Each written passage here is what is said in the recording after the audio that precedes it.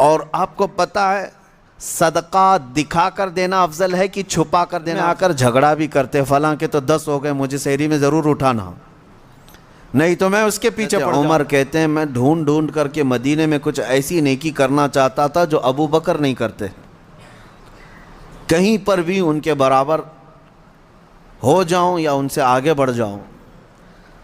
بڑی مشکل سے حضرت عمر کو ایک گھر ملا، ایک بوڑھی عورت جس کا کوئی نہیں رہتا تھا۔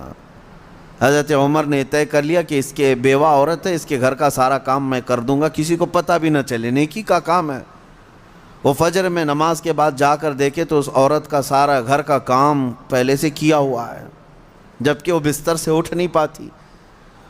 اس کے گھر کے برتن، اس کا بستر، سب کچھ صاف ستھرا ہے۔ دوسرے دن آ کر دیکھے وہی حال تھا۔ حضرت عمر کہتے ہیں تیسرے دن میں اذان فجر سے پہلے ہی چھپ کر دیکھنا شروع کیا کہ آخر اس کے گھر کا کام کرتا کون ہے۔ کہا ایک چادر اوڑھے ہوئے ایک شخص آیا، گھر میں داخل ہوا، جھاڑو لیا، جھاڑنے لگا، ساری چیزیں ڈھنگ سے رکھنے لگا۔ اذان ہونے لگی، وہ اس عورت کے گھر سے باہر نکلنے لگا۔ حضرت عمر کہتے ہیں میں قریب جا کر چادر ہٹایا تو ابو بکر صدیق تھے۔ پھر کہا ایک یہ مثال۔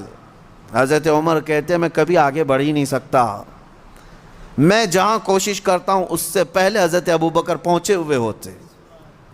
جب آپ کی خلافت کا وقت تھا تب آپ نے اعلان کیا، حضرت عمر فاروق نے، کوئی ایسی نیکی جو ابو بکر کرتے تھے اور میں نہیں کر رہا ہوں تو لوگوں مجھے بتا دو تاکہ میں برابر ہو جاؤں۔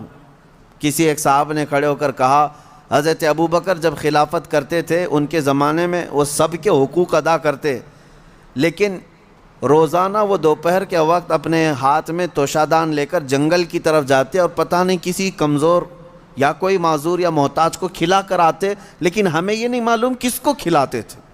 یہ حضرت ابو بکر کا معمول تھا۔ حضرت عمر نے کہا یہ تو مجھے بھی نہیں معلوم تھا، میں کل سے ہی یہ کام شروع کرتا ہوں۔ دوسرے دن حضرت عمر نے اپنے گھر سے توشادان لیا، روٹی سالن، اور لے کر اسی جنگل کی طرف چل پڑے۔ وہاں کس کو کھلاتے تھے کیا پتہ، دن بھر ڈھونڈتے رہے، کوئی ملے، کوئی نہیں ملا۔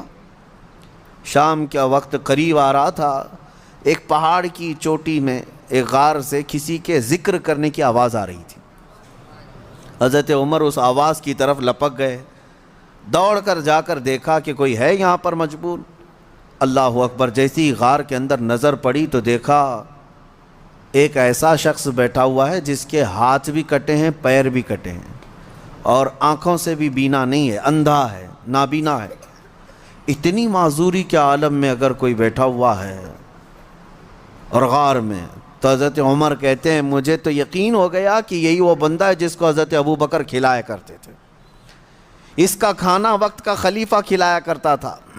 حضرت عمر کہتے ہیں میں گیا، چپکے سے جا کر بیٹھ گیا، میں نے آواز بھی نہیں کی تاکہ اس اندھے شخص کو یہ معلوم بھی نہ ہو کہ کون کھلانے آیا ہے۔ آپ نے روٹی توڑ کر سالن میں بھگوئی اور اس اندھے کو منہ میں روٹی رکھی۔ جیسے ہی اس کے منہ میں روٹی کا ٹکڑا گیا وہ چیخ کر کہتا ہے آنے والے، کیا ابو بکر کا انتقال ہو گیا؟ کون آیا ہے آج کھلانے کے لیے؟ حضرت عمر کہتے ہیں تو اندھا ہے، نابینا ہے، تجھے کیسے خبر کہ آنے والا ابو بکر نہیں ہے؟ وہ کہتا ہے اس لیے کہ ابو بکر کو پتا تھا میرے منہ میں دانت نہیں ہے، وہ اپنے منہ سے چبا کر میرے منہ میں روٹی ڈالتے تھے۔ آج تو نے پوری روٹی اٹھا کر ڈالی تو مجھے سمجھ میں آ گیا کہ آنے والا ابو بکر نہیں ہے، کوئی اور آیا ہے۔ حضرت عمر کی آنکھوں سے آنسو آئے، باہر نکل کر کہتے ہیں قسم رب ذوالجلال کی ہے ابو بکر آپ سے ایک قدم بھی میں آگے نہیں بڑھ سکتا۔ لیکن تھی تو دوڑ، سابقوا الی الخیرات جس کو اللہ نے فرمایا، یعنی نیکیوں کی طرف بھاگو، دوڑو۔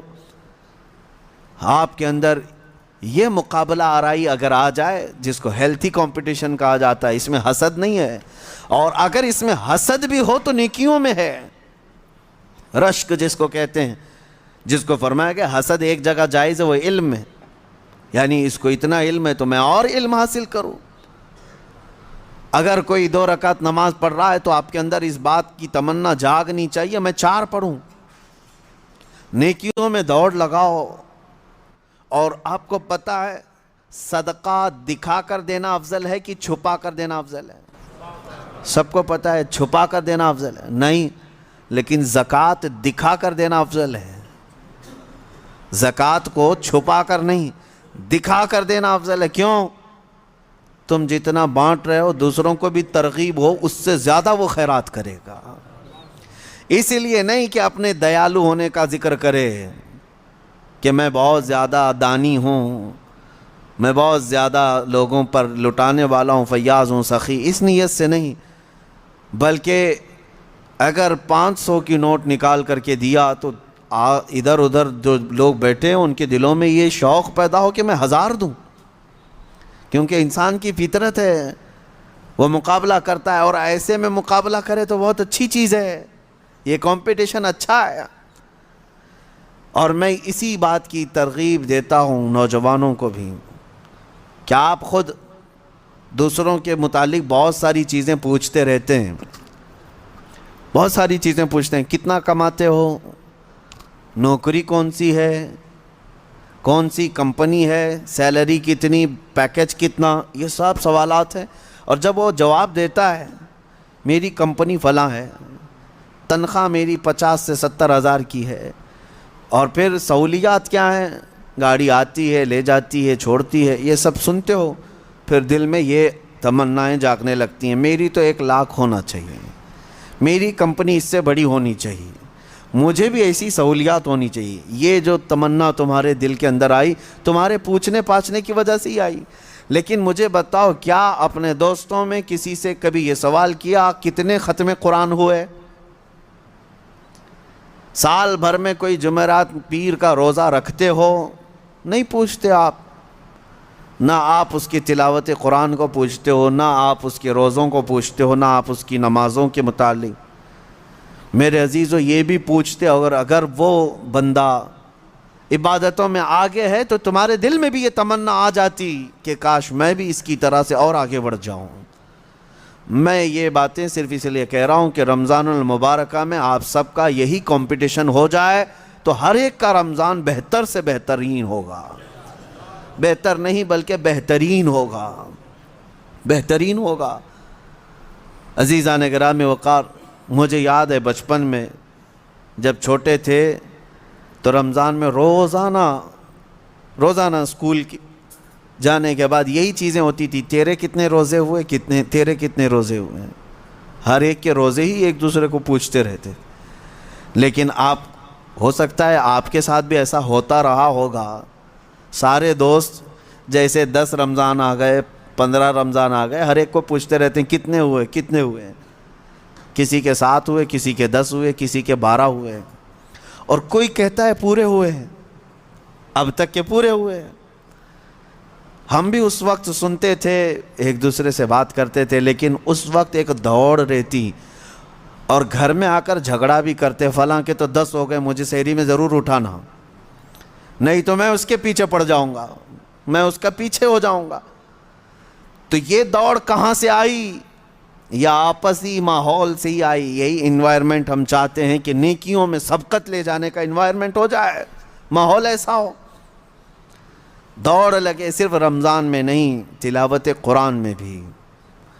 میں آپ کو بتاؤں، آج تقریباً 6 سال سے زیادہ کا عرصہ ہو گیا ہوگا ہماری ذکر کی محفل کو. اس سے قبل مدینہ جامع مسجد میں بھی ذکر کی محفلیں ہوتی رہیں، اس کے بعد پھر یہاں پر.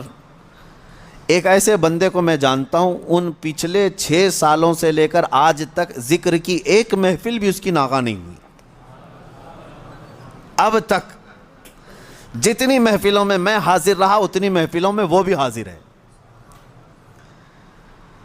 یہ اس لیے میں عرض کر رہا ہوں کہ لوگ اپنے اپنے ریکارڈ بنانا چاہتے ہیں. کاش ان معاملات میں بھی کوئی ریکارڈ مینٹین کرے کہ میری یہ چیز مس نہیں ہونی چاہیے، میری یہ چیز برابر ہونی چاہیے. تو اس میں آپ کو اس قدر بلندیاں ہوں گی، جو صحابہ کا ماحول تھا وہ قائم ہو جائے گا.